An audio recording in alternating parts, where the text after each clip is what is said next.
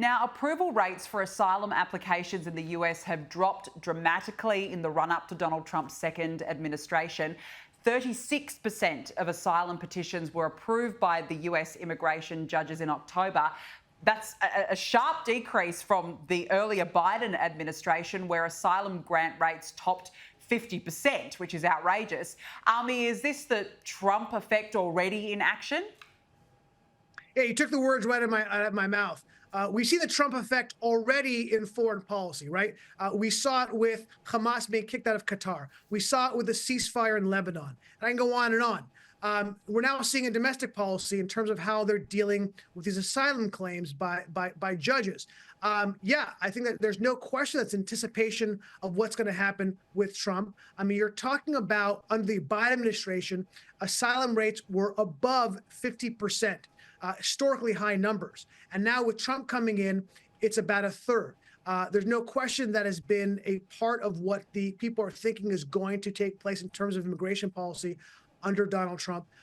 Look, you could also see the issues that we have across the border now. We now have caravans, multiple caravans streaming up toward America in anticipation of Biden leaving office and Trump becoming president. So I think that they're getting their last licks and the last hurrahs because there's no question this border is going to be shut down under Trump. I don't have to think that. I know that because we saw it already on Trump 1. And all Biden had to do was simply look, if he really wanted this to be shut down, he could have shut it down. He didn't want it shut down. And now the Americans saw that. And that's one of the primary drivers and reasons why Biden is no longer president. Yeah, good point. Exactly. And looking forward to seeing that border finally shut down come January. Now, let's move on to the outgoing Secretary of State, Antony Blinken. He has finally expressed remorse that the Biden administration had not done more to protect the 13 US troops who were, of course, killed in an ISIS-K suicide bombing during that chaotic withdrawal from Afghanistan back in 2021. This is what he said. I think today especially of the 13 heroes that we lost at Abbey Gate, and I deeply regret that we did not do more and could not do more to protect them. And to those families who are here with us today, you're in my thoughts, in my prayers. I wish that Nicole was here with us today. I'm deeply sorry that she's not. Ami, you could hear some hecklers there heckling him. This guy is so useless. Is this too little too late? It is, and frankly, it's pretty gross, I have to say.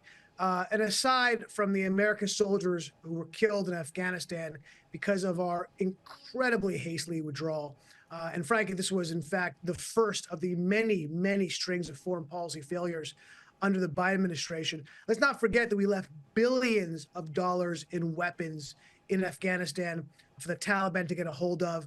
We also left behind people in Afghanistan. This set the tone for our foreign policy failures for the next 4 years. There's no question our adversaries saw weakness and they pounced on it. There's a direct correlation, I think, between us leaving Afghanistan and then soon thereafter Putin invading Ukraine, which he didn't do under Trump. He did, in fact, sense weakness. There's a direct correlation between a lot of the things that we saw with foreign policy being on fire during this time. And I think it's unfortunate. But did we learn our lessons for real? Look, Blinken sat there and he actually pushed back. It wasn't a full mea culpa. He did defend the withdrawal. And frankly, he didn't. Look, does he really care? He didn't even read the House Foreign Policy Committee on what actually happened in Afghanistan. So I'm sorry if I don't take it seriously. I'm sorry if I think it's hollow. And yes, it is absolutely too little too late, truly. Yeah, it should have come a lot earlier than what it has. Let's talk about this. This is extraordinary. The Biden administration has quietly extended a sanctions waiver that will grant Iran access to roughly $10 billion from Iraq. This happened 2 days, apparently, after Donald Trump's Election Day victory. Ami, what do you make of this? Yeah, this is nothing new. They've been doing this now for years, giving this sanctions waiver. I don't get into the details of it, but essentially trading energy in Iraq for releasing, unfreezing of money, talking about $10 billion. Look, if you look at this, again, the string of foreign policy failures under the Biden administration, I think Iran may rank as #1, to be honest.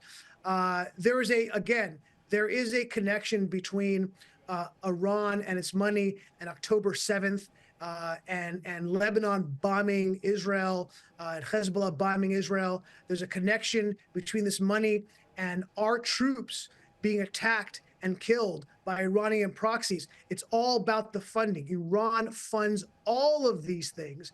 And, it's extraordinary to me, the lack of basic economic understanding of the Biden administration. Their deniability of the fungibility of money is unhinged, right? They don't understand how this stuff works, that when you give with one hand, they are now freed up to use that money for other purposes. They keep saying, oh, no, we're looking at where this money is being used, humanitarian purposes only. But yes, it allows them to not use that money for humanitarian purposes, freeing up money for other things. Basic stuff.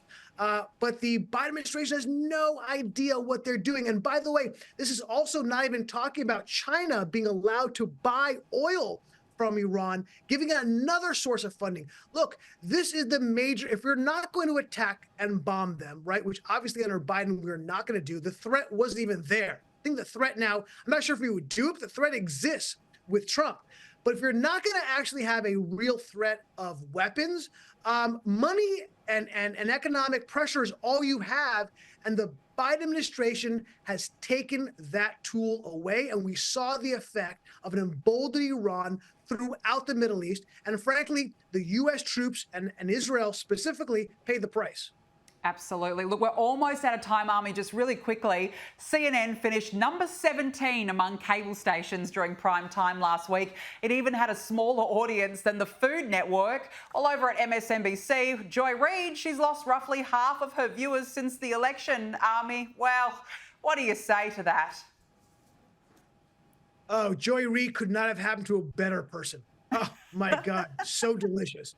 I mean, look, CNN had 376,000 people in prime time. As just a comparison, that's 14% of Fox News during the same prime time. Look, are we shocked that the American people don't want to see a continued mouthpiece of the failed Biden administrations? Of course they don't. It's reflected in the numbers. No question about it. No doubt about it. The joyless Joy Reid is on the downer. Ami Horowitz, good to see you. Thank you so much for joining me.